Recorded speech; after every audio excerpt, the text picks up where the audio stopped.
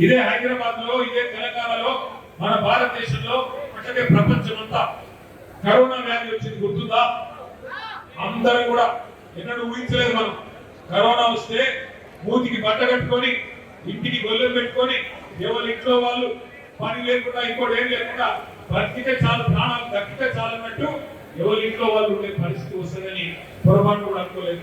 దగ్గర ఒక సంవత్సరం మొత్తం కరోనా వల్ల ప్రభుత్వానికి ఒక్క రూపాయి కూడా ఆదాయం లేకుండా సున్నా ఆదాయంతో ఆనాడు కేసీఆర్ గారి ప్రభుత్వం ఉన్నప్పుడు గుండు సున్నా అయింది ఆదాయం మొత్తం కరోనా వల్ల.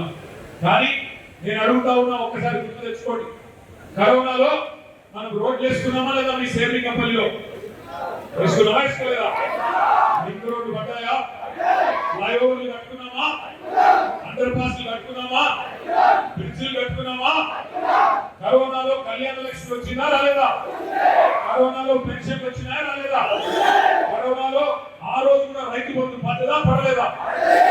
నేను అడిగేది ఒకటే, మరి రూపాయి ఆదాయం లేకపోయినా కేసీఆర్ ముఖ్యమంత్రిగా ఉన్నప్పుడు రైతులకు రైతు బంధు ఆగలేదు, హైదరాబాద్ లో బ్రిడ్జిలు ఆగలేదు, మంచినీళ్ళు ఆగలేదు, రోడ్ల నిర్మాణం ఆగలేదు.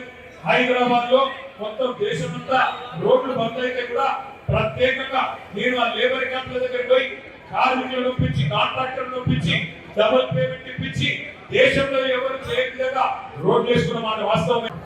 6.5 లక్షల కోట్లను ఒకప్పుడు అంటారు. అసలు ఎన్ని లక్షల కోట్లు వాళ్ళకే తెలియదు. నేను స్పీకర్ గారు చెప్తున్నాను, నేను చూసిన, మీరు చూసినో లేదో కానీ నేను చూసిన 6 లక్షల వేల కోట్ల అప్పు. 6 లక్షల కోట్లు కాదు, 6 లక్షల వేల కోట్ల అప్పు. స్పీకర్ గారు చెప్తా ఉన్నారు. పచ్చి అబద్ధాలు. పార్లమెంట్ సాక్షిగా కేంద్ర ప్రభుత్వం చెప్పిన తర్వాత కూడా ప్రజలను తప్పుదోవ పట్టించి నీకు ముఖం బాగాలేక అద్దం పగలు కొట్టుకున్నట్టు ప్రభుత్వాన్ని నడిపే తెలివి లేక, సంపద పెంచే తెలివి లేక సన్నాసి పనులు చేసి రాష్ట్రాన్ని అదలాకుతలం చేసి ఇవాళ హైదరాబాద్ మహానగరంలో మీ శేర్లింగంపల్లి నియోజకవర్గంలో రియల్ ఎస్టేట్ పెరిగిందా తగ్గిందా? ఎందుకు తగ్గింది? హైడ్రానేనా? నిన్న నేను చూసిన ఒక పంతులు గారు పోయి అక్కడ హైడ్రా కమిషనర్ చెప్తా ఉన్నాడు, హైడ్రా నమః, మొత్తం సంక్రాంతి పోయింది హైదరాబాద్ నమః అని చెప్పి పంతులు గారు పోయి మాట్లాడుతూ వెళ్తా ఉన్నాడు. ఇలాంటి దిక్కుమాలిన పాలన వల్ల, పేదల ఇల్లు కూలగొట్టడం వల్ల, పేదల గుడిసెల మీద పడి కూలగొట్టడం వల్ల ఇవాళ మొత్తం హైదరాబాద్ లో రియల్ ఎస్టేట్ అదలాకుతలం అయిపోయింది. కేసీఆర్ గారు 2000 పెన్షన్ ఇస్తే నేను 4000 ఇస్తా. కేసీఆర్ గారు ఇంట్లో ముసలమ్మకో ముసలయ్యకో ఇస్తున్నాడు, నేను ఇద్దరికి ఇస్తా. ఒకరికి కాదు, ఇద్దరికి ఇస్తా. ముసలమ్మకి అత్తమ్మకి 4000, కోడలి పిల్ల ఉంటే కోడలి పిల్లకి నెలకింత 2500. ఇవన్నీ 100 రోజుల్లోనే చేస్తా. 100 రోజులు 100 రోజులు సినిమాలకి శత దినోత్సవం పండుగ చేసినట్టు మా ప్రభుత్వం రాగానే 100 డేస్ లోపల, 100 రోజుల లోపల, శత దినోత్సవం నిండే లోపల మొత్తం 6 గ్యారెంటీలు అమలు చేస్తా. ముసలోళ్ళకు 4000, ఆడబిడ్డలకి 2500, కులం బంగారం ఇస్తాం, చదువుకునే ఆడపిల్లలకి స్కూటీలు ఇస్తాం అని చెప్పి నోటికి వచ్చిన వాగ్దానాలు మొత్తం కలిపి 420 హామీలు అయితే కాంగ్రెస్ అదే కానీ అటు కాకుండా ఇటు కాకుండా 700 గానే ఉన్నాయంటే ఇది ఏమనుకోవాలో అదే అనుకుంటున్నాను.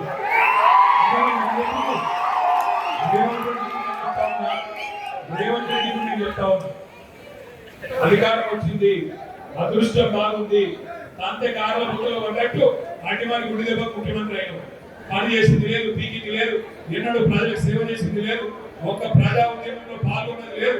ఏదో లక్కీ డ్రాలో లక్కీ లాటరీ కలిగినట్టు కలిగింది, వచ్చి కూర్చున్నావు, మాకేం బాధ లేదు. పని చేయి, ప్రజలకు వచ్చే పని చేయి. లేకపోతే ఒకటే జరుగుతుంది, గుర్తు పెట్టుకో. బై ఎలక్షన్స్ వస్తున్నాయి, అప్పుడు బై ఎలక్షన్స్ వస్తే కాంగ్రెస్ కు బై ఎలక్షన్ అయితే తప్ప ఈ బై ఎలక్షన్ కానే కాదు. బై చెప్పే ఎలక్షన్ అయితే కాంగ్రెస్ కు టాటా బై చెప్పి చాలు మీ దరిద్రం అని చెప్పి నిలబొట్టే రోజులు దగ్గరలో ఉన్నాయి. మీ అందరికీ నేను ఒకటే కొడతాను, ఏదో అభివృద్ధి చేసిన 20 నెలల పీకింగ్ ఏంటి? రూపాయి పని చేసిన 20 నెలల ఏం చేసింది రేవంత్ రెడ్డి ప్రభుత్వం? ఏ పేదవాడిని కాపాడావు? ఎక్కడ గుడిసెలు కూలగొడుతుంటే, ఎక్కడ ఇల్లు కూలగొడుతుంటే ఇక్కడ నడవలసినవా? నీ సొంత ఆస్తులు, నీ సొంత భూములు, నీ సొంత వ్యవహారం తప్ప చేసింది ఏంటి నేను అడుగుతా ఉన్నా. ఇంకొక మాట కూడా అడుగుతా ఉన్నా, ఆలోచించడం కొడతా ఉన్నా. నేను మొన్న టీవీ చూస్తా ఉంటే చాలా విచిత్రం అనిపించింది. ఒక ఎమ్మెల్యే గారు మన పార్టీకి వెళ్ళి కాంగ్రెస్ పార్టీ చెప్పు కొడితే మా విలేకరు అడుగుతాను మా తమ్ముడు పోయి, అలా ఎమ్మెల్యే గారు ఏ పార్టీలు ఉన్నారు, ఎమ్మెల్యే గారు ఏ పార్టీలు ఉన్నారు నేను అడుగుతాను. అడుగుతుంటే ఆ ఎమ్మెల్యే గారు చెప్తాను, ఎక్కడ ఉన్నావో అక్కడే ఉన్నాం. ఎట్లుంటుందంటే కథ ఎట్లుంటుందంటే, ఇప్పుడు మీ అందరికి పిల్లలు ఉంటారు ఇంట్లో, పిల్లగాడు లేకపోతే సాయంత్రం రోజు ఇంటికి పోయి ఆయన రాత్రి 10 అయినా ఫోన్ చేసి కొడుకు, అరే ఎక్కడ ఉన్నావో ఇంకా రాకపోతుంది అంటే, నేను ఎక్కడ ఉన్నామో అక్కడే ఉన్నాను. ఏమనిపిస్తుంది? ఎవరి దగ్గర నమ్మకం కాదు. మీ ఎమ్మెల్యే కదా కూడా కట్టలేదు, ఎక్కడ ఉన్నావు అక్కడే ఉన్నావు. చాలా అది తెలియదు, ధైర్యం లేదా, సరిపోతుందా?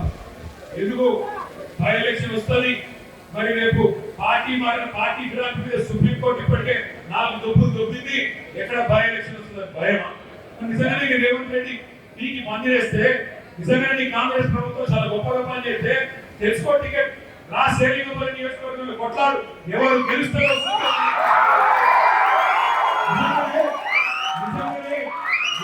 కాంగ్రెస్ ప్రభుత్వం బీఆర్ఎస్ ప్రభుత్వం కంటే గొప్పగా పనిచేస్తే, నిజంగానే నీ 6 గ్యారెంటీలు అమలైపోతే, నిజంగానే మొత్తం సుభిక్షమైపోతే హైదరాబాద్ మహానగరం పేదలందరూ సంతోషంగా ఉంటే దాన్ని తెలుసుకుందాం. 10 మందితో రాజీనామా పెట్టి ఎవరిలో దూత్ కా దూత్ పానీగా పానీ దాన్ని చూసుకుంటే అయిపోతుంది. రేవంత్ రెడ్డి కేసీఆర్ ఇంకా